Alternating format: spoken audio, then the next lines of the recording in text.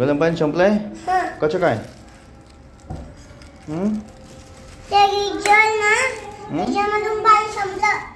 Geyser मधलं पाणी संपलं? आज कसं काय संपलं पाणी? मम्मी म्हणते की थंड पाणी घ्यायचं आपल्याला. थंड पाणी घ्यायचं कारण की गरम पाणी संपलंय. अच्छा, गरम पाणी संपलंय म्हणून थंड पाणी घ्यायचं. थंड पाणी आहे का? हो आहे ना. आहे. बरं. काय आणलं तुम्ही पिशवीत? मी धूप आणली. धूप. थंड पाणी केव्हा संपलं?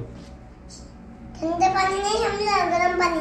अच्छा, गरम पाणी संपलं म्हणजे पाणी आहे ना? पाणी आहे, गरम पाणी आहे, फक्त गरम पाणी नाही आहे. बरं. ओके.